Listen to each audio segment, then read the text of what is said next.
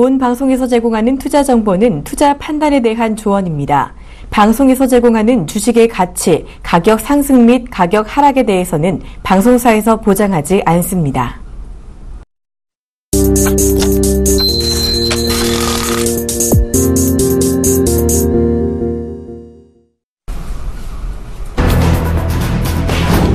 제닛 옐런 미국 연방준비제도 의장이 기준금리 인상을 기대하고 있다고 2일 발언했습니다. 옐런 의장은 워싱턴에서 열린 이코노믹 클럽에서 준비된 연설문을 통해 이는 미국 경기가 침체에서 벗어나 회복하고 있다는 증거라면서 이같이 말했습니다. 옐런 의장은 이어 거의 10년 만에 첫 금리 인상 시점보다는 이후 인상 진행 속도가 더 중요하다는 기존 입장을 재차 강조했습니다. 미국 중앙은행 내 중도파로 분류되는 애틀랜타 연방준비은행 총재가 12월 금리 인상 가능성에 대해 설득력이 있다고 2일 말했습니다.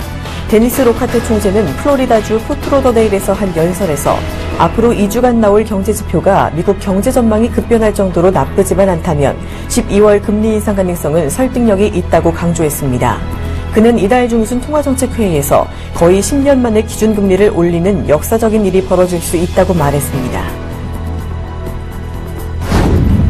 미국 연방준비제도가 미국 경제가 완만한 확장세를 이어가고 있다고 평가했습니다.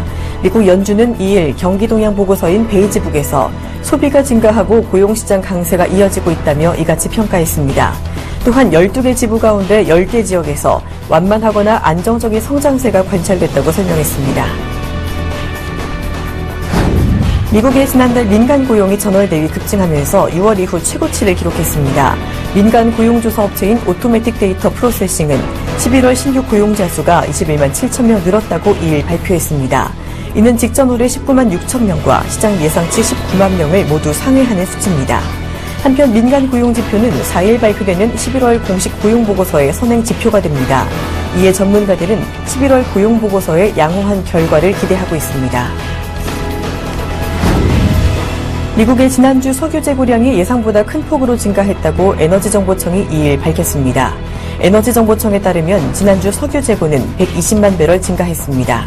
이는 전문가 예상치인 47만 1000배럴 증가를 크게 웃도는 결과입니다. 이에 2일 서부 텍사스산 원유 가격은 전날보다 배럴당 1.91달러, 4.6% 급락한 39.94달러를 기록하며 마감했습니다. 유로존의 지난달 소비자 물가 상승률이 0.1%에 그치며 예상치를 밑돌았습니다.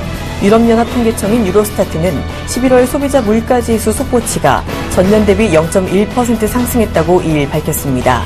이는 직전월과 같은 수치지만 시장 예상치 0.2% 상승에는 미치지 못합니다. 함께 나온 유로존 10월 생산자 물가지수는 전년 대비 3.1% 하락했습니다. 이는 직전월 수치이자 시장 예상치 3.2% 하락을 웃도는 수치입니다.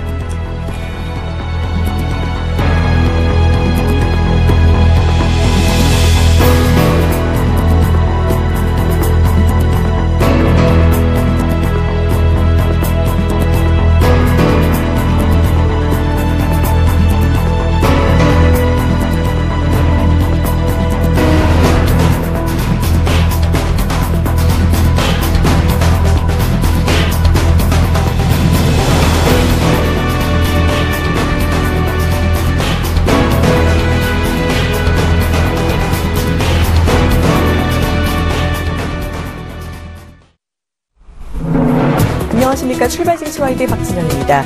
연내 미국의 금리 인상이 거의 확실시되고 있는 분위기입니다. 어제 제닛 옐런 연방준비제도 의장이 기준금리 인상을 기대한다라는 발언을 하기도 했고요. 또 어제 미국의 경기동향 보고서인 베이지북에서는 경기 개선 신호를 담아내는 모습을 보이기도 했습니다. 아직까지 시장에는요, 불확실성 해소에 대한 기대감이 없지 않지만 일단 어제 시장에서는 이 금리 인상으로 인한 충격에 대한 우려감까지 작용을 하는 모습을 나타냈습니다. 자, 전체적인 글로벌 마감 상황 먼저 알아보도록 하겠습니다. 뉴욕 증시부터 보시죠. 어제 뉴욕 증시 3대 지수 일제히 하락했습니다. 다우 지수가 0.9%가량 내렸고요. S&P 500 지수는 1.1% 내렸습니다. 나스닥은 0.64% 하락하면서 마감하는 모습을 보였는데요. 이 보합권에서 움직이던 증시가 옐런 의장 발언 이후에 소폭 하락하더니 이 베이지북이 발표된 이후에 낙폭을 키워갔습니다. 유가가 급락한 건 역시 미국 증시에 영향을 준 것으로 풀이가 되고 있습니다. 금리 인상이 임박했다라는 신호가 나오면서 시장의 우려감이 우세하게 나타난 것으로 풀이되고 있습니다. 이번에는 유럽 마감 상황도 알아보도록 하겠습니다. 유럽 주요 증시 어제 혼조세를 보였습니다. 범유럽 지수는 어제 소폭 오르면서 3개월 고점에 근접했지만요. 국가별로는 엇갈린 모습이 나왔는데요. 일단 영국 증시 0.18% 내렸고 독일은 0.63% 하락하면서 마감했습니다. 반면 프랑스 같은 경우는 0.4% 오름세로 마감하는 모습을 보였습니다. 자, 유로존의 소비자 물가 상승률이 부진하게 나타나면서 ECB가 추가 부양책을 내놓을 거다라는 기대감이 나타났는데요. 그 가운데 나라별 업종별로 엇갈린 모습을 보였습니다. 전체적으로 어제 유럽에서는 헬스케어주가 오르고 광산주가 하락했습니다. 유가 마감 상황도 알아보도록 하겠습니다. 어제 국제유가 급락했습니다. WTI가 전일보다 4.6% 급락하면서 무려 40달러도 하회한 39.94달러를 기록했습니다. 브렌트 역시 급락했는데요. 4.4% 내린 배럴당 42.49달러 기록했습니다. 이는 미국의 원유 재고가 예상보다 큰 폭으로 증가했기 때문이고요. 또한 제닛 옐런 연준 의장의 12월 금리 인상 지지 발언이 달러 강세를 이끌면서 유가를 끌어내린 요인으로 풀이가 되고 있습니다. 이번에는 아시아 마감 상황 조금 더 자세히 알아보도록 하겠습니다. 어제 아시아 주요 증시 혼조세 보였습니다. 중국 증시가 급등한 반면 일본 증시는 내림세로 마감을 했는데요. 먼저 상해종합지수 어제 2.3% 오르면서 3,536포인트를 기록했습니다. 약 한 달 만에 최대 상승폭을 보였는데요. 이 같은 상승은 중국 정부의 추가 통화 부양에 대한 기대감 때문에 풀이가 되고 있습니다. 인민은행이 시장의 유동성을 계속 공급했고 또 추가 금리 인하 가능성까지 열려있다라는 분석이 나오고 있습니다. 반면 일본 니케이 지수는 0.37% 내렸습니다. 그동안 주가 상승에 따른 차익 실현 매물이 나오면서 2만 선을 다시금 반납하는 모습을 보였습니다. 이번에는 국내 증시 마감 상황 조금 더 자세히 알아보도록 하겠습니다. 어제 우리 양시장 모두 파란불로 마감하는 모습을 보였습니다. 코스피 0.72% 내리면서 2009포인트를 기록했고요. 코스닥 같은 경우는 0.24% 내리면서 690포인트에 마감하는 모습을 보였습니다. 양시장 모두 전강후약의 모습을 보였는데요. 어제 코스피에서는 특히 외국인의 매도세가 두드러졌습니다. 무려 3천억 원 넘게 순매도하는 모습을 보였는데요. 이에 장 초반에는 강보합 출발했던 코스피가 매도폭이 커지면서 장중 낙폭을 확대하면서 마감하는 모습을 보였습니다. 그 가운데 거래소에서 연기금의 순매수세를 보였습니다. 달러 강세가 이어지면서 외국인 투자자들의 자금 이탈이 계속될 것이다라는 우려감도 나오고 있는 모습인데요. 외국인은 일단 하지만 코스닥에서는 매수하는 모습을 보였습니다. 어제 코스피에서는요, 시가총액 상위 종목이 상당 부분 하락을 했는데요. 그 가운데 코스닥에서는 테마별로 종목이 움직이는 모습을 보였습니다. 어제 원달러 환율은 6원 30전 오른 1164원 30전의 거래를 마쳤습니다. 미국의 금리 인상 신호가 점점 확실해지고 있는 가운데 변동성 큰 증시가 이어지고 있습니다.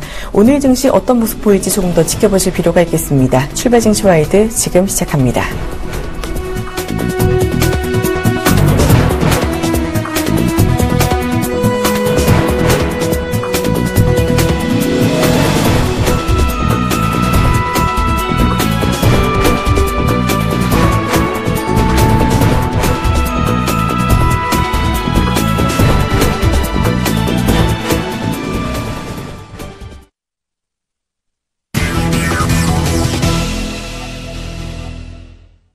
본 방송에서 제공하는 투자 정보는 투자 판단에 대한 조언입니다. 해당 주식의 가치나 수익률에 대해서는 보장하지 않습니다.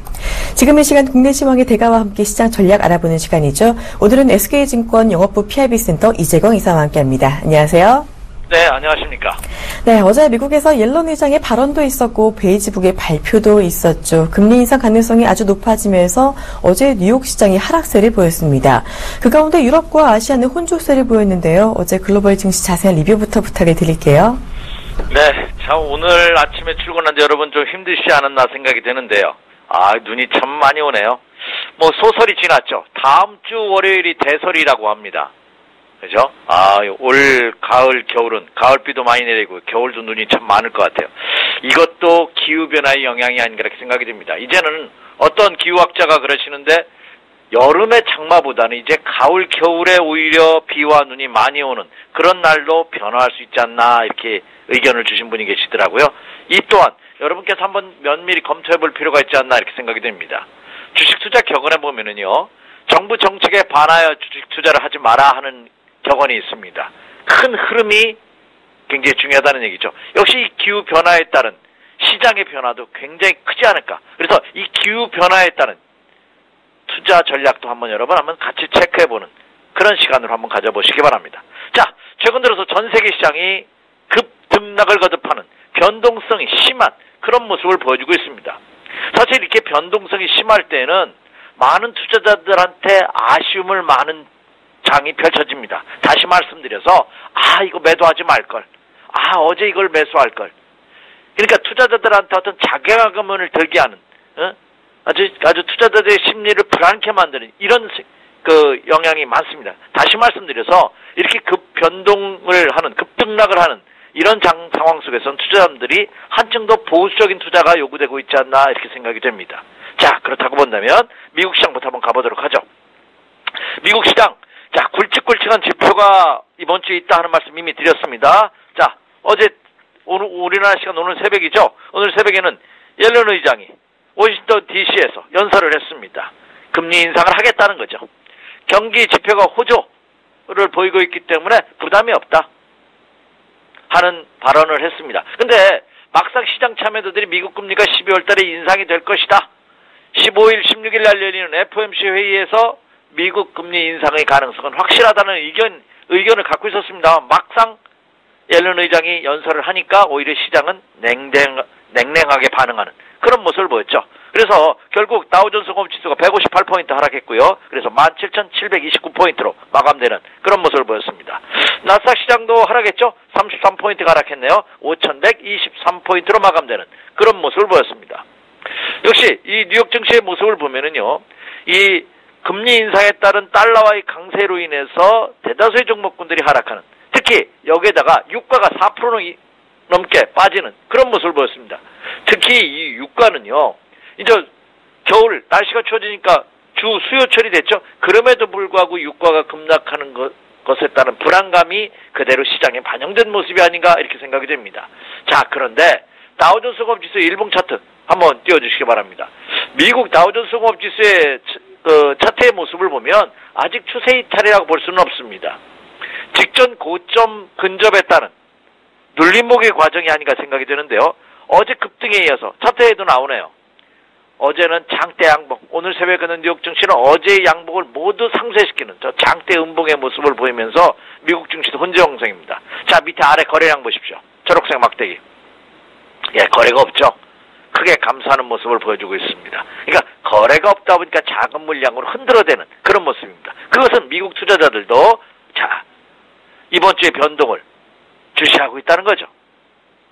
주시하고 있다는 겁니다. 특히 4일날 열리는 석유 수출기구 오펙에서 과연 석유장관 회의에서 유가 감산을 하겠느냐 이 여부 굉장히 중요하지 않나 이렇게 생각이 되고, 또 옐런 의장이 오늘 밤 우리나라 시간 오늘 밤에 또 미국 상하의원 합동 경제위원회 청문회에서 연설을 합니다.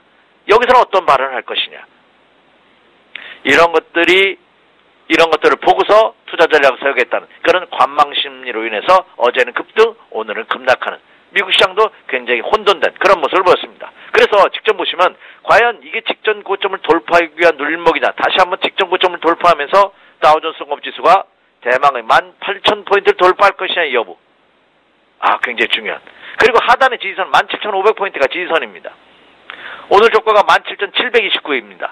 과연 18,000포인트를 돌파할 수 있느냐, 아니면 17,500이 붕괴되느냐에 따라서 투자 전략을 새롭게 세우시면 되지 않을까.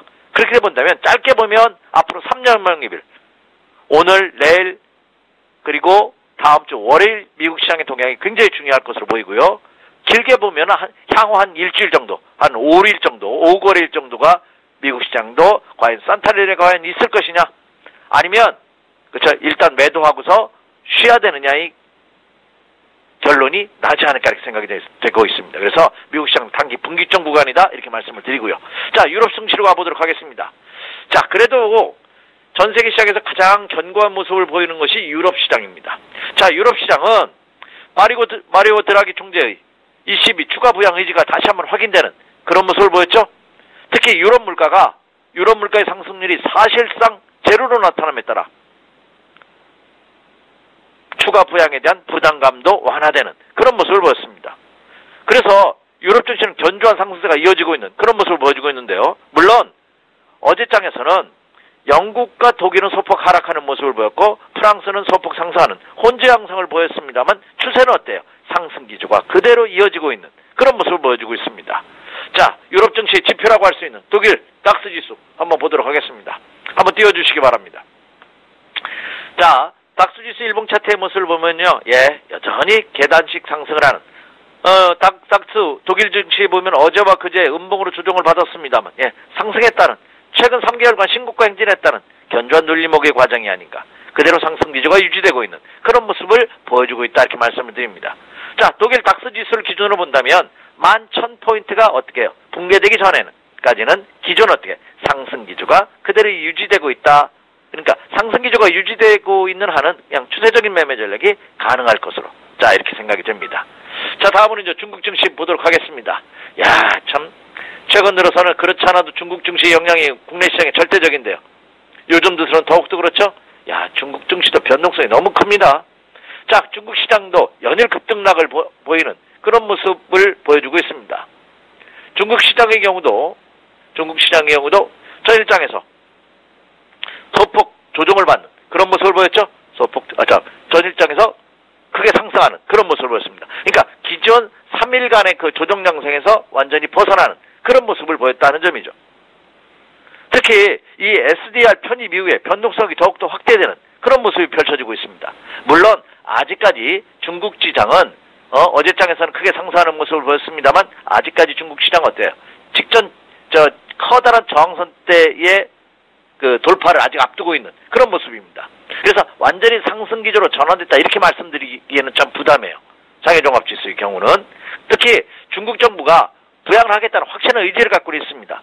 하지만 오히려 시장은 좀 더 신중하게 접근하는 그런 모습이 펼쳐지고 있다는 점이죠. 특히 SDR 특별인출권 편입된 이후에 더욱더 변동성이 큰 그런 모습입니다. 그러나 이 또한 단기적으로는 악재일 수는 있습니다만 중장기적으로는 호재다 하는 말씀을 드렸습니다. 상해종합지수 일봉 차트 한번 보도록 하겠습니다.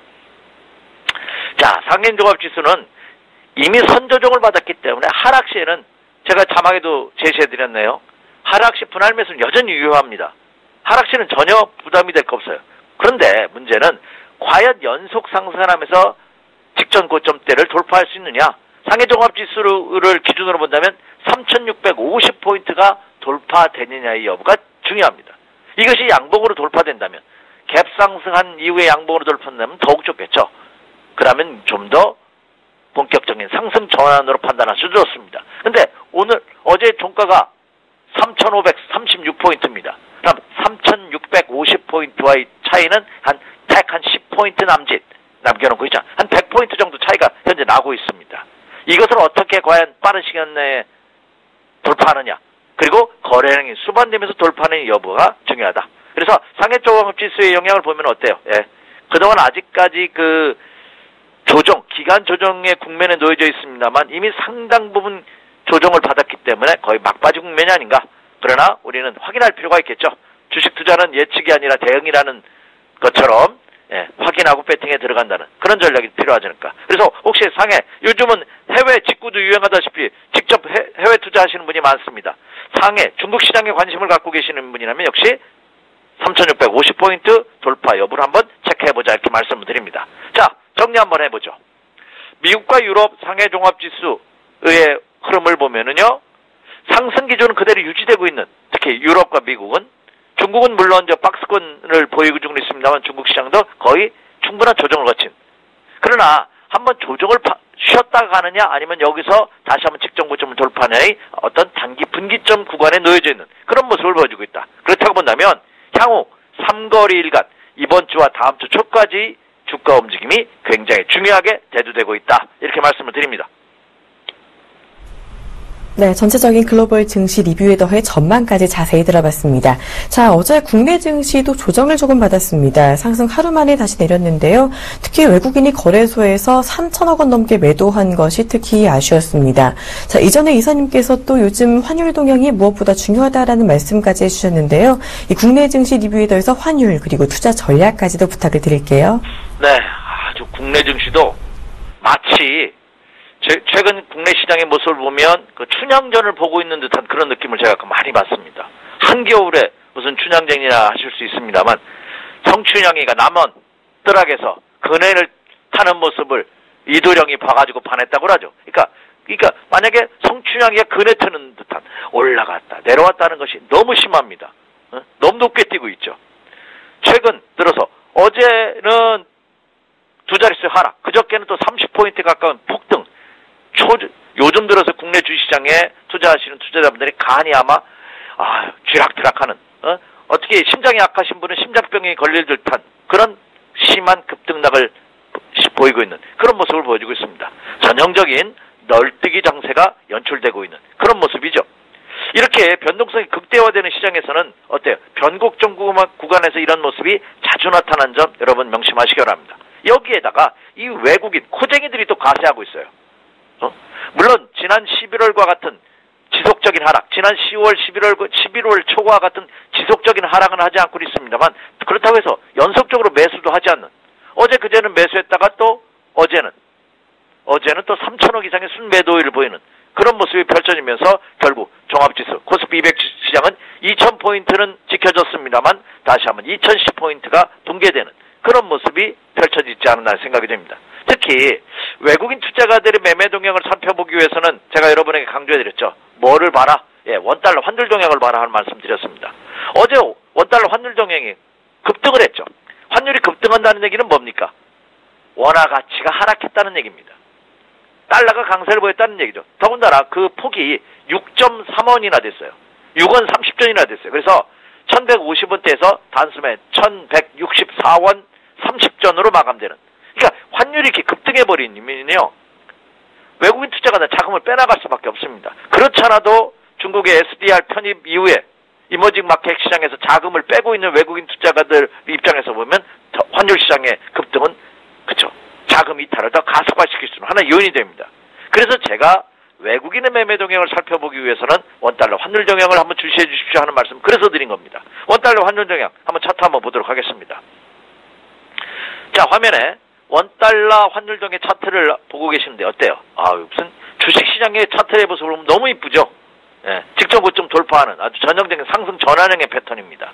그런데 환율과 주가는 완전히 역상관관계가 있다고 말씀드릴 수는 없습니다만 환율의 급등은 주시장의 악재일 수밖에 없습니다. 왜? 외국인 투자가들이 매도를 이어질 가능성이 크기 때문에. 왜? 환차 손이 발생하거든요. 이것은. 가만히 있어도. 그래서 어제 외국인 투자가들 3천억 이상의 매도는 다분히 환율 시장의 불안감에 기인한 바가 크다. 그렇기 때문에 여러분들께서 이 점을 꼭 다시 한번 체크해 주십시오. 이렇게 말씀을 드립니다. 자, 다음으로서는 국내 기관 투자가들은 아주 긍정적인 모습을 보여주고 있어요.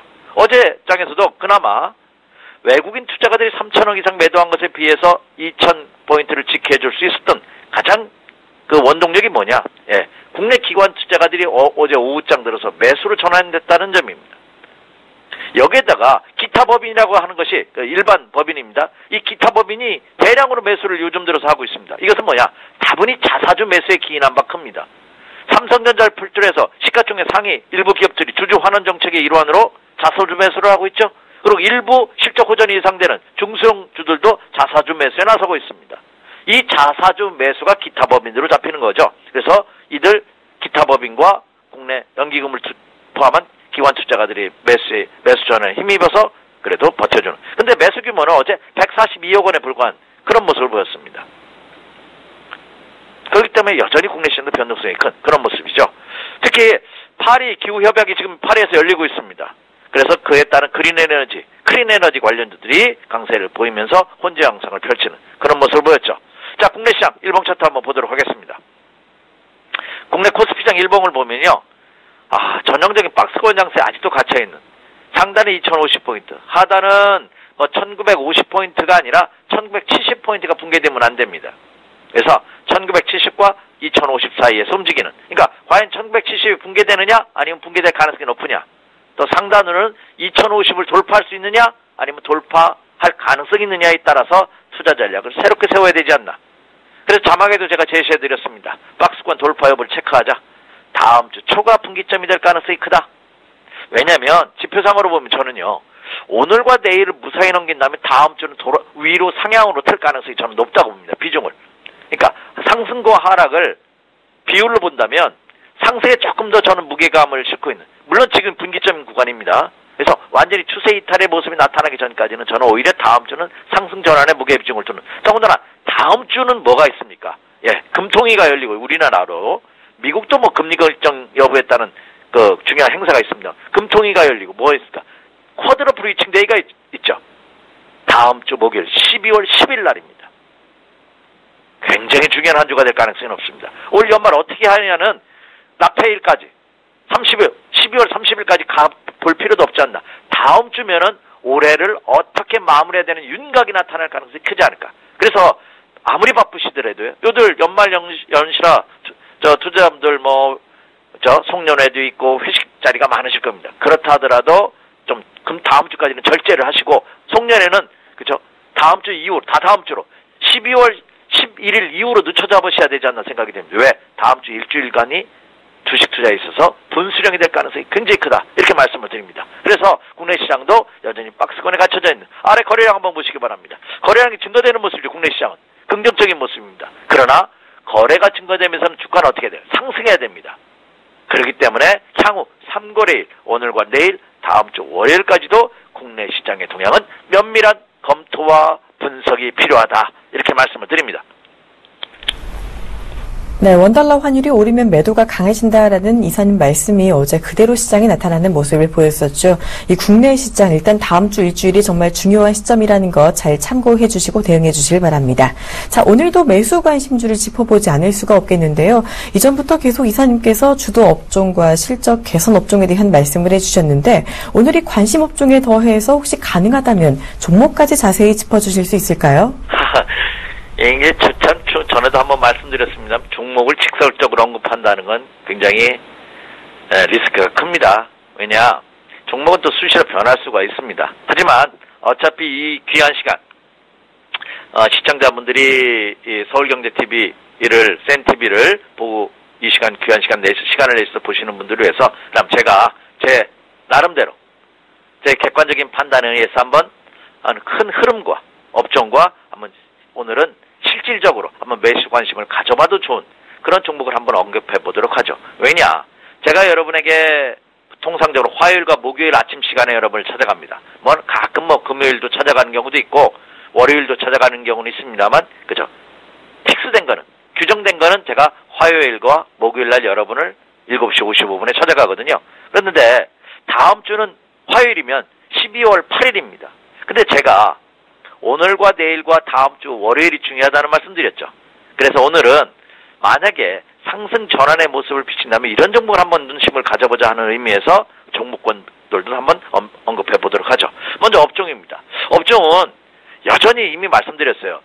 그동안 장기 조정을 받았던 은행, 증권, 건설, 조선 이런 종목들은 조금 더 기다려야 되지 않나 하는 말씀 이미 드렸죠. 물론 자금이 여유가 많으신 분은 내가 지금부터 한두 달 내가 분할 매수하겠다, 이런 분이라면 큰 무리 없습니다. 하셔도. 근데 화수분처럼 우리 개인 투자가들이 자금력과 정보력은 한계가 있기 때문에 그렇게 할 수는 없죠. 그렇다고 본다면 이미 말씀드렸죠. 밥상을 다 차리려고 하지 마라. 물론 설거지도 하면 안 된다. 밥상을 다 차려놓으면 뒤에서 지켜보고 있다가 숟갈 하나 들고 딱, 그러니까 세력들이 먹기 시작하는 거 봐야 됩니다. 먹기 시작하면은 가서 숟갈 하나 살짝 얹어가지고 옆에서 한 몇 숟갈 떠먹고 거의 반 이상 먹었다, 그러면 얼른 살짝 나와야 된다는 표현을 여러분에게 드렸습니다. 왜? 끝까지 앉아있다 잘못하면은 설거지하는 수가 있다는 말씀 드렸죠. 그렇다고 본다면 아직 이들, 그러니까 소위 말하는 트로이카 업종들은 아직, 그렇죠, 때가 아니다 하는 말씀 강조드렸습니다. 그렇다고 본다면 역시 기존의 주주들 눈여겨보셔야 되지 않나 생각이 돼서 말씀드렸던 바이오 제약주들 여전히 유효합니다. 물론 바이오 제약주 중에서도 일부 너무 급등했던 종목군들에 대한 추격 매수 여부는 이건 자제하셔야 됩니다. 그죠? 그리고 그 교체 매매할 필요가 있습니다. 같은 바이오나 제약 업종 중에서도 그 점 염두에 한번 두시기 바라고요. 또 여전히 이거 지금 파리 기후 협약이 열리고 있고 제가 모두에 그렇죠? 가을과 겨울에 비와 눈이 오히려 더 많이 온다. 여러분보다 하는 말씀까지 드렸습니다. 기후가 변하고 있죠. 지금 뭐 예전에 대구하면 사과의 대명사, 사과 주산지가 대구에 있었다는데 지금은 충청도, 천안 이후로 올라오고 있답니다. 주산지가. 그만큼 높아지고 있다는 거죠. 그렇기 때문에 이 기후 변화에 따른 실적 호전주. 그리고 중국이 내년부터 17억 위안. 와. 그러면 우리나라 돈을 한 3,000조 정도가 된다고 합니다. 그 규모가 어느 정도 제가 가름도 안 됐습니다. 여기에 이 환경에 대해서 집중적으로 투자하겠다 하는 발표를 했습니다. 그렇다고 본다면 이 전기차를 포함한 이 클린 에너지 관련주들 역시 눈여겨보셔야 되지 않나 생각이 되고 최근 들어 각광을 받고 있는 화장품 관련주들 역시 같이 보셔도 좋지 않나 생각이 되고 역시 자사주 매수와 그리고 배당 메리트가 있는 자산주와 음식료 업종 고가주들 역시 눈여겨보십시오 하는 말씀 기존에 드렸던 거 변함이 없습니다. 그러면 오늘은 예고해드린 바와 같이 여기서 조금 더 자세히 한번 들어가 보죠. 그럼 바이오 제약 업종 중에서 그럼 어떤 종목을 한번 지금에서 눈여겨보면 좋으냐 이렇게 질문하시죠. 저는 셀트리온에 대한 관심을 좀 갖고 있습니다. 혹시 차트 준비되면 한번 띄워주시기 바랍니다. 주가는요 두 가지를 여러분 체크하셔야 됩니다. 첫째, 재료가 있느냐의 여부, 실적이 괜찮냐, 펀더멘털이 좋으냐의 여부. 여기에다가 주가의 흐름, 이 주가가 현재 어느 위치에 와 있냐를 한번 체크해 보셔야 됩니다. 어느 회사가 실적은 참 굉장히 좋답니다. 시샘말로 방송에서 이런 표현 쓰면 안 되는데 겁나게 실적이 좋습니다. 근데 주가는 못 가요. 이거 뭐가 잘못된 겁니다. 그런 주식은 빨리 빼셔야 돼요. 자, 셀트리온 주가 한 3개월 정도 기간에서 한번 띄워주시면 한번 보세요. 예, 어때 기조 살아있죠? 살아있다는 건 뭐죠? 상승 기조의 패턴을 유지하고 있다는 얘기죠. 네, 1차 전 11월 중순부터 하순까지 했다가 11월 하수에 조정받고 조정받는 폭도 견고합니다. 여전히 실적 호전주고요. 그리고 21이동 평선에 지금 근접하는 모습이죠. 가격 메리트가 있지 않을까. 가격적으로 보면 한 85,000원에서 86,000원 사이라면 무난하지 않을까. 역시 제약 바이오 업종에서 한번 눈여겨보셔도 좋지 않을까 생각이 되고요. 코스닥 업종이죠. 자, 거래 또 하나 더 한다면요. 역시 주도주니까 동아 ST라고 있습니다. 아, 이것도 신약 개발 능력이 아주 탁월한 회사입니다. 물론 고가주죠. 15만원. 네, 14만원대입니다. 어제 종가가 14만 9천원입니다. 네, 차트 한번 보시죠. 네.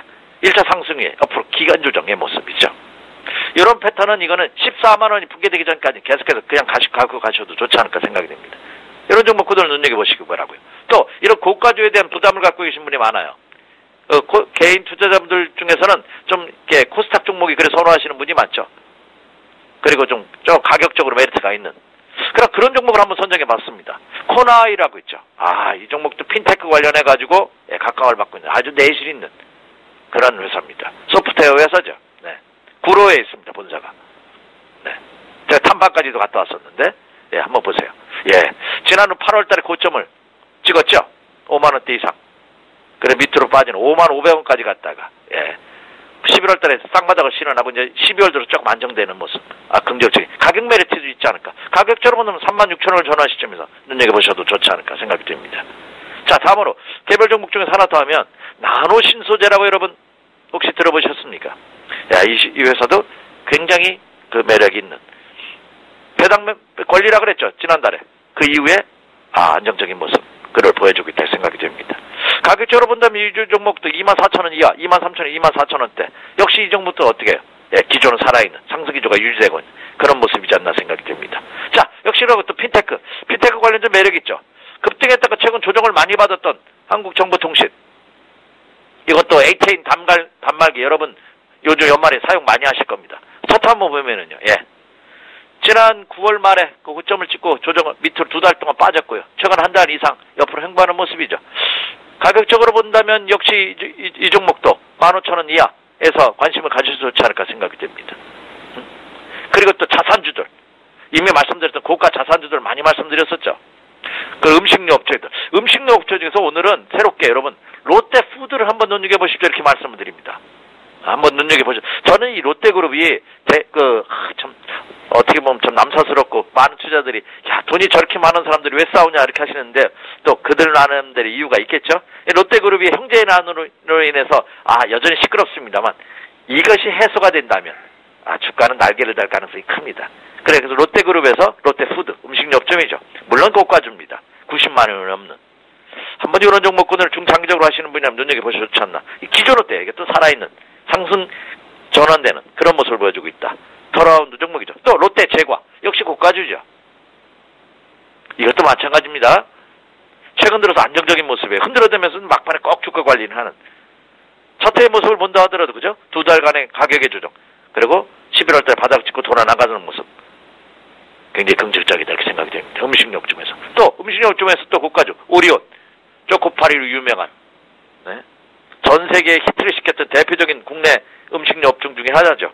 단일 품목으로는 최대로 많이 팔렸다고 그러죠. 이 개수로 치면은 초코파이가 물론 100만 원이 넘는 오량주입니다만 오리온 역시 눈여겨보셔도 좋지 않나 이렇게 생각이 되고 있습니다. 자, 다음으로 하나 더 한다면요. 건설업종은 아직은 조금 저는 때는 이르다고 생각하는데 건축자재 업체들 우리는 이 회사 거의 독점적으로 공급하고 있다고 볼 수도 있습니다. KCC입니다. 종합 건설 건자재 화학업체죠. 네, 여러분 가정에 KCC 제품이 하나라도 없는 집이 거의 없으실 겁니다. 그만큼 자산가치 우량 또 이 KCC는 보유하고는 유가증권의 가치가 굉장히 큽니다. 이것이 안정화된다면 그에 따른 반사익도 할 수 있는. 한번 차트 한번 보죠. 예, 충분한 가격의 조정과 기간 조정이 있는. 그렇다고 해서 추세는 살아있는 그런 모습을 보여주고 있다 이렇게 생각이 됩니다. 자, 지금 제가 크게 보면은 한 9개 종목, 10개 가까이 종목을 이제 언급을 해드렸어요. 모처럼 만에 종목별로. 대부분 저는 이런 패턴의 모습을 굉장히 선호합니다. 더 직설적으로 표현을 한다면 종합지수하고 비교해서 종합지수보다 더 견고하게 상승 기조가 유지되고 있는. 더 직설적으로 표현할까요? 종합지수가 5일선 꺾이는데 20일과 60일은 밑에서 받쳐줍니다. 근데 이 종합지수보다 더 강한 종목을 선정하셔야 됩니다. 그게 기본입니다. 그러면서도 펀더멘탈이 저는 실적 지표가 좋은 이런 종목을 중심으로 해서 종목을 선정하신다면 아무리 약세장이라 할지라도 리스크를 최소화시킬 수 있다. 이렇게 여러분에게 자신 있게 말씀을 드립니다. 그래서 오늘은 종목 패턴이 꼭 이 종목만 여러분께서 매수하십시오, 관심을 가지십시오 하는 말씀을 드리는 것이 아니라 이런 패턴의 종목군들을 중심으로 해서 포트폴리오를 구성하신다면 그래도 지금보다는 훨씬 더 나은 수익률과 여러분이 원하는 그런 매매 전략을 세울 수 있다. 이렇게 말씀을 드립니다. 네, 오늘은 특별히 자세한 종목까지 짚어주셨습니다. 다시 한번 정리를 해드리자면요. 주도주 제약바이오주로는 셀트리온과 동아에스테 잘 보자라는 말씀까지 해주셨고요. 환경 관련주도 눈여겨보자라는 말씀까지 해주셨습니다. 그리고 코나아이와 나노신소재, 한국정보통신에 더해서 꾸준히 그동안 강조해주신 음식료 업종 중에서는 롯데푸드와 롯데제과, 오리온까지 말씀을 해주셨고요. KCC까지 강조를 해주셨습니다. 자, 언급해주신 관심 종목 기억 잘 하셔서 대응해 주시길 바랍니다. 오늘도 중요한 이야기 정말 많이 들어봤습니다. 지금까지 SK증권 영어부 PIB센터 이재광 이사님과 함께했습니다. 좋은 말씀 고맙습니다. 네, 감사합니다.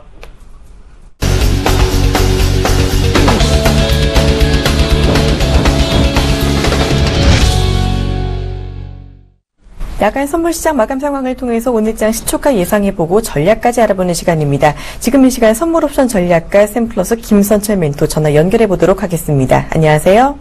네, 안녕하십니까. 반갑습니다. 네, 반갑습니다. 어제 일단 야간 선물시장 마감 상황부터 알아봐야겠죠. 분위기 어땠나요?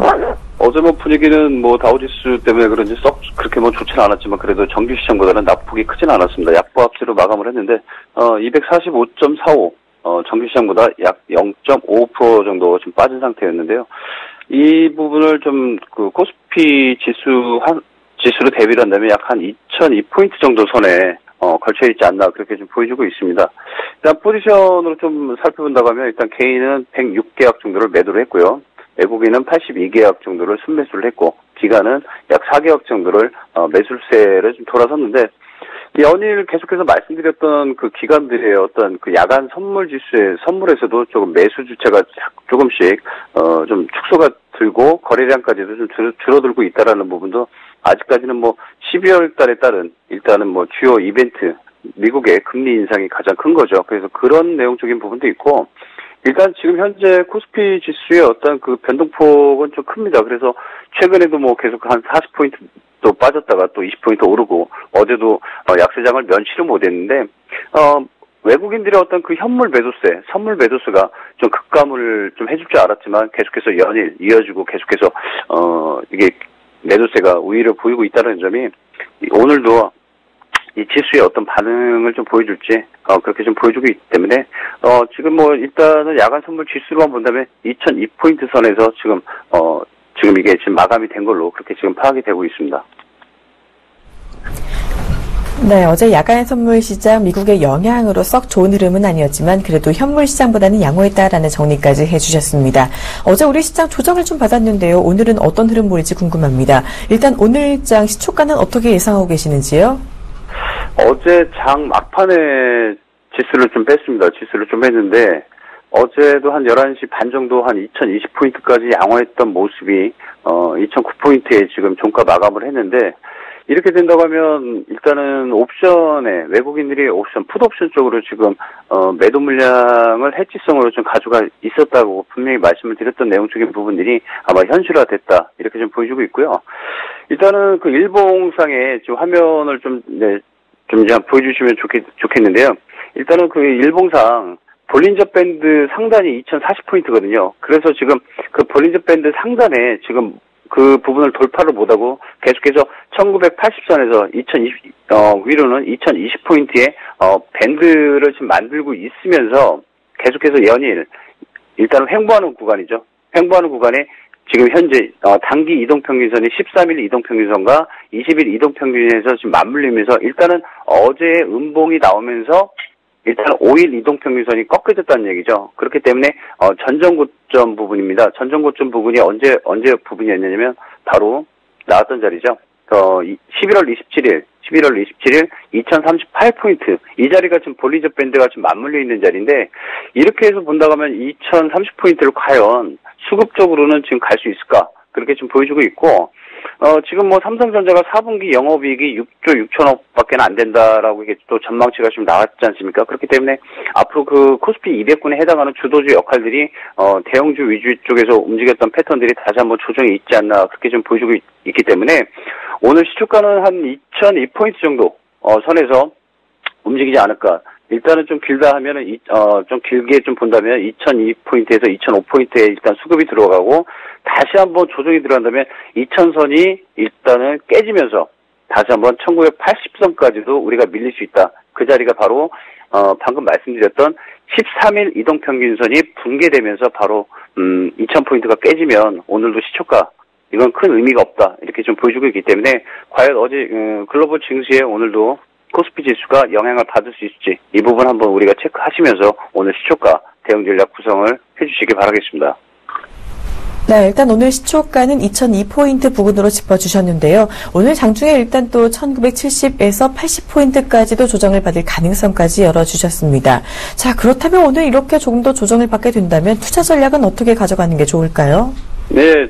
저는 항상 그 방송 출연을 하면서 전화 연결을 하면서 계속해서 중소형주 중심의 어떤 트레이닝 전략이 유효하다 그렇게 계속해서 말씀을 드렸습니다. 외국인들의 매도세가 점점 강화되는 가운데 중소형주 중심의 그 매매 기법이 매매 전략이 아직까지는 유효하지 않을까 지금 보여주고 있기 때문에 몇 가지 좀 말씀을 드린다면 일단은 뭐 다 뉴스화되고 다 아시는 사실들이죠. 그렇기 때문에 뭐 이제 글로벌 이벤트가 남아있는 그 금리 인상과 미국의 실적 발표 이후에 한국 코스피 지수의 움직임 이런 것들 한번 체크를 해주시고 최근에 유가의 흐름이 굉장히 너무 컸습니다. 낙폭이 너무 컸기 때문에 우리 국내 증시에도 에너지 관련주들의 어떤 영향력 이거 한번 체크를 꼭 해주시기 바라겠고요. 중국이 뭐 최근에 다시 한번 회복세를 보이면서 어제도 뭐 한 80포인트 오른 3,500선, 3,530선에서 마감을 했지만 과연 3,000선이 정확히 안착을 할 수 있을지 그리고 중국 같은 경우도 4,000포인트를 다시 한번 회복을 하면서 움직여 줄지가 또, 이 부분 이제 관건인데, 일단은 뭐 우리 국내 증시보다 이제 1시간 늦게 출발하는 그 중국의 어떤 그 영향적인 문제 때문에 항상 그 11시 이전으로 국내 증시의 움직임이 많이 컸죠.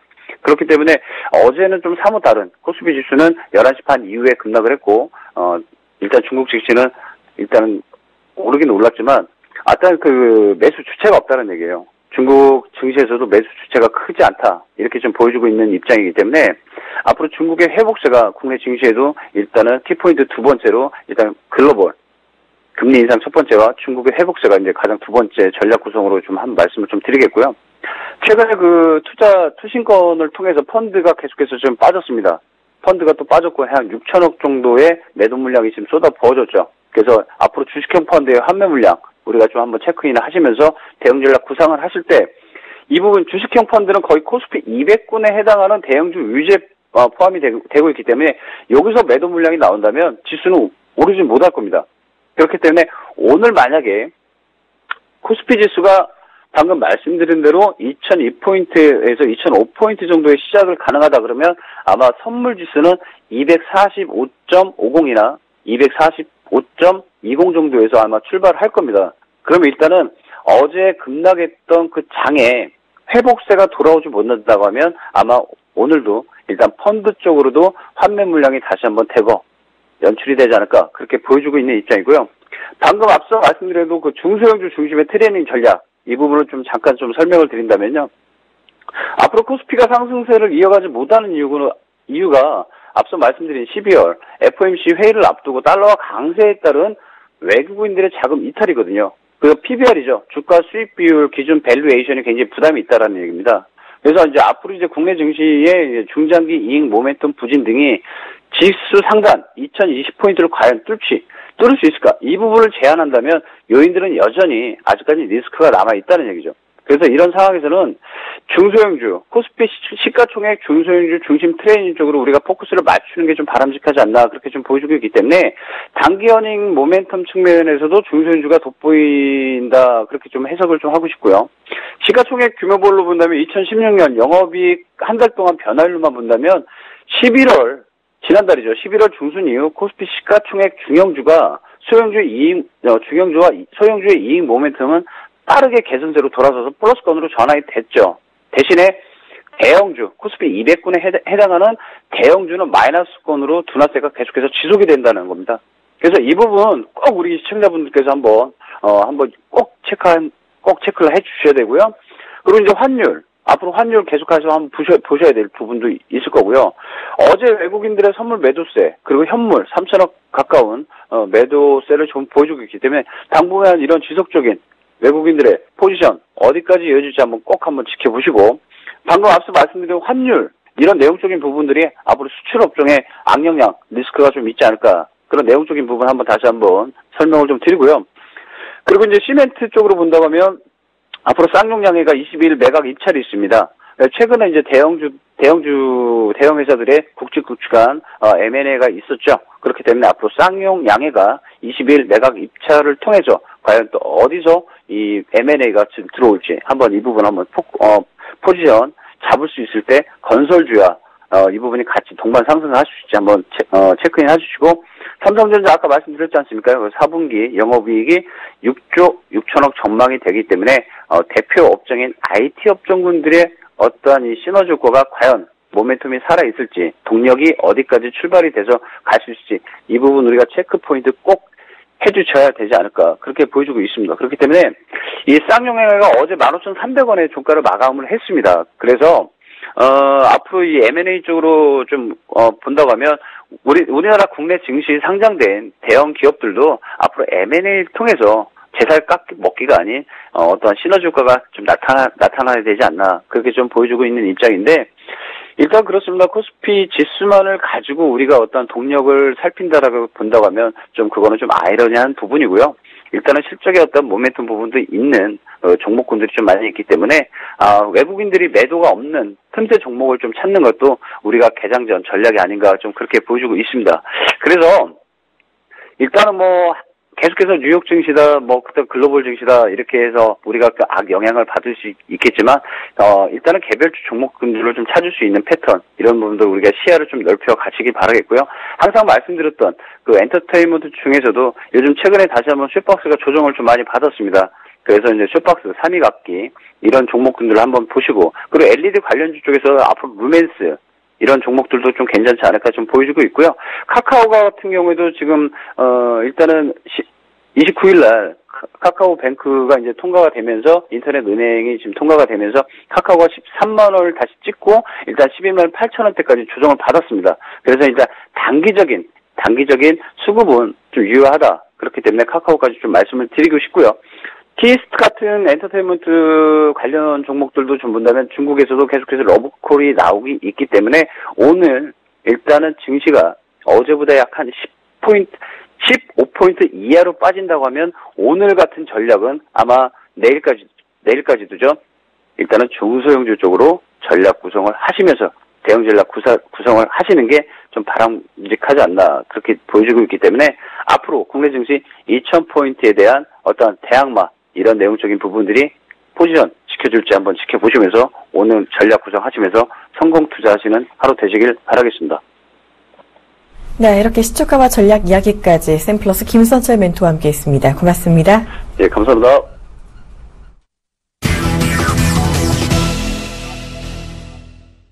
이드코의 상한가 팩토리 시즌2 시간입니다. 지금 이 시간 여의도에 계시는 샘플러스 이드코 멘토 만나봅니다. 안녕하세요.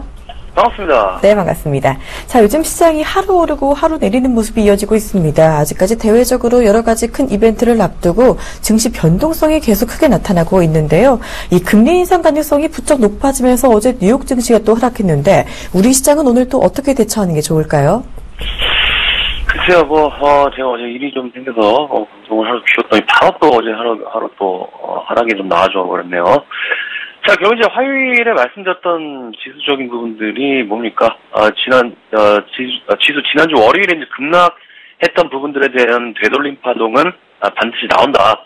그것이 2000포인트 부근까지 상승세를 좀 기대한다라고 좀 말씀드리면서, 지수가 되돌림이 나왔을 때가 중요한 것이 아니라 그 이유가 상당히 중요하다. 자, 결국에는 이제 22에서 유럽에 대한 추가 경기 부양책이 나오게 된다면 지금 어느 정도 반등권으로 접어들 수가 있는 그런 모습들.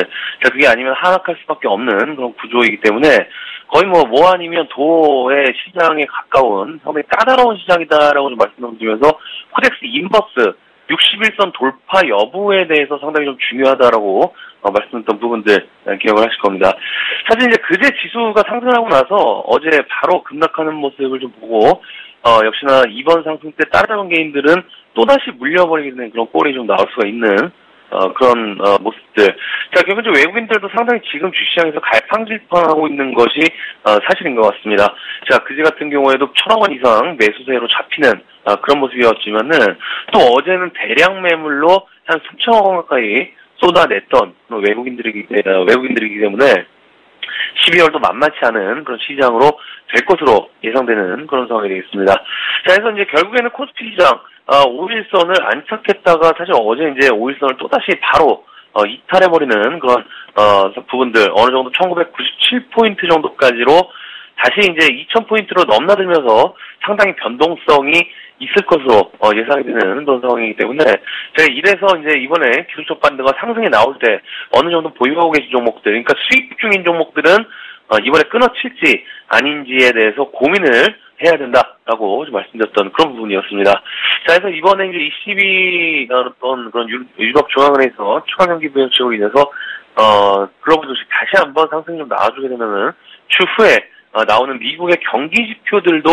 좋아지게 된다면은 사실 이제 미국의 금리 인상은 정말 최상의 시나리오로 우리 시장 더 이상의 악재는 없겠지만은 사실 이번에 미국 쪽에서 경기 지표들이 제조업 지표들을 기준으로 해서 사실 안 좋게 나왔었죠. 어제 이제 이 말씀 좀 드렸어야 되는데 자, 일단은 뭐 50을 기준으로 해서 50 이상이면은 제조업 지수가 경기 회복, 50 이하면은 경기 불황적인 측면들이 좀 되겠는데 이번에 나온 제조업 PMI 지수나 ISM 지수 같은 경우에도 50 이하로 나와버렸습니다. 48 정도로 시장의 기대치를 하회하는 그런 모습이었기 때문에 이렇게 시장의 기대치를 하회한 그런 상황에서 부분들이 연속성을 가지고 지표들이 안 좋게 나오고 있는 그런 상황에서 미국이 금리 인상을 하게 된다면은 시장의 불확실성은 더욱더 커질 수밖에 없는 그런 부분이다. 자, 그렇다면 이제는 중요한 것이 뭐냐면은 12월 4일, 그러니까 내일 발표되는 고용지표라는 것이죠. 고용이 회복돼야 돈이 돌 수가 있고 돈이 돌아야 경기가 회복되는 기초적인 그런 부분이기 때문에 자, 이번에 금리 인상 전에 가장 중요한 것이 미국의 고용지표다.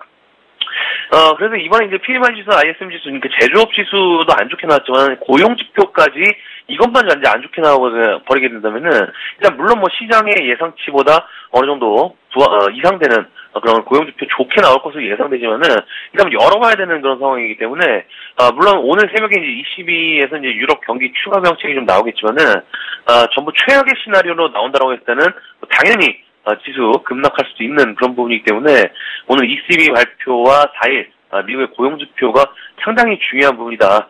또 이제 미국이 이제 지금 금리 인상 직전이기 때문에 어떤 그런 선택과 집중이 반드시 필요한 그런 시기는 분명한 사실인 것 같습니다. 자, 일단 이제 결국에는 오늘 이제 하락 출발할 것으로 좀 예상이 되는 그런 상황에서 지속적으로 이제 말씀드렸던 부분들 1980포인트에 대한 지지가 상당히 좀 중요하다라고 좀 볼 수가 있겠습니다. 저 지난번에 하락했을 때 아랫꼬리를 달고 이제 되돌림 파동 나올 것이다라고 했을 때에 어느 정도 지수적인 부분들이 1987포인트, 80포인트를 이탈하지 않았던 그런 부분이었기 때문에 되돌림이 나온 그런 상황들. 자, 이번 같은 경우에 1980포인트가 어느 정도 지지되는지 반드시 확인 좀 해야 될 것 같고요. 자, 그렇다면 이제 지수 하락에 대한 전초전인지에 대해서 우리가 코덱스 인버스를 보고 미리 좀 예측하자라고 좀 말씀드렸던 부분들, 기억하실 텐데, 자, 코덱스 인버스, 사실 이제 그제 사실은 이제 5일선을 이탈했다가 지수같이 또 5일선을 회복하는 그런 모습들, 그리고 재차 상승할 수 있는 조건들이 여러 곳에서 지금 포착되고 있는 그런 상황이 되겠지만은, 또 월봉 차트를 보면은, 이번 달만 사실상 조심하게 되면은, 어느 정도, 인버스의, 어느 정도 인버스가 상승하기 어려운 그런 구간으로 진입할 수 있는 그런 과정이다라고 생각하고 있기 때문에, 인버스의 상승은 결국엔 이제 지수의 하락이다. 그리고 인버스가 61선 돌파하는지에 대해서 상당히 좀 중요한 어떤 그런 부분이기 때문에, 지속적으로 이 인버스 61선에 대한 돌파 부분들 돌파 나오면 안 된다라는 점 지속적으로 언급을 드리도록 하겠습니다. 자, 그래서 이번 주에 많은 그런 이벤트들이 좀 있기 때문에 긴장 놓지 마시고 잘 대응하셔서 손실 없이 잘 마감을 해야 된다. 라고 좀 말씀 좀 드리도록 하겠고요. 사실 이제 어제 이제 포스코를 이제 매도 사인 좀 드렸었는데, 뭐 어제 좀 일이 있어갖고 포스코를 매도 사인 못 드렸는데, 자, 이게 뭐 장중 리딩 방송이 아니다 보니까, 사실 장중에 이제 리딩을 좀 해드리면 좋겠지만은 매도를 못 사인 드린 부분이 있죠. 하지만 저희는 그제 장대 양봉 나온 날, 그제 이제 4% 정도 급등이 나온 날, 그때 이제 사실상 단기성으로 포스코를 정리한 그런 상황이기 때문에 일단은 17만 6천원대에서는 일단은 매도하자 저희 고객분들께서 말씀드렸던 부분이기 때문에 자, 그 점 참고를 하시면서 지수 상황 보면서 갈 수밖에 없습니다. 자, 지수 하락할 것을 예상을 했기 때문에 일단 포스코를 정리한 것이고 그것이 현금화를 한 이후에 재차 종목을 매수할 건지는 일단은 현재 지수 상황 보고 판단할 수밖에 없는 그런 문제이기 때문에 자, 그 부분들 참고하시면서 자, 위메이드도 지속적으로 35,000원대에서 계속적으로 횡보를 하고 있는 그런 모습이 되겠죠. 일단 유지 여부, 전저점에 대한 지속적인 유지 여부 보면서 대응하자라고 말씀 좀 드리도록 하겠습니다. 자, 중요한 이벤트들, 그러니까 굵직굵직한 이벤트가 있는 상황에서 글로벌 증시가 변동성이 있다면은 굳이 우리 시청자분들께서 불확실성에 투자할 이유는 없습니다. 현재 눈바람이 좀 불고 있는데 그 눈바람이 폭풍으로 인해서 해일까지 덮치는 게 아닌지 그것을 좀 판단해야 될 것 같고요. 자, 눈비가 온 뒤에 땅이 굳는지는 이번 주 정책 발표와 경기 지표에 따라서 큰 변동성이 있을 것이라는 점 지속적으로 강조드리면서 관망 포지션 유지하시기를 주문드리도록 하겠습니다. 오늘 다카팩 트레이닝 여기까지입니다. 고맙습니다. 네, 고맙습니다. 일단 포스코 매도 사인 주셨네요. 대내외적인 체크 포인트에 더해서 자세한 전략까지 들어봤습니다. 지금까지 샘플러스 이두코 멘토와 함께했습니다. 자, 출발 진시와이드 1부는 여기서 마무리하도록 하겠습니다. 저는 잠시 뒤 2부에서 개장 상황 함께하겠습니다. 고맙습니다.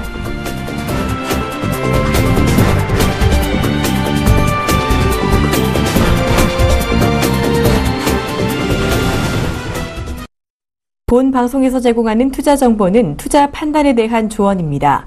방송에서 제공하는 주식의 가치, 가격 상승 및 가격 하락에 대해서는 방송사에서 보장하지 않습니다.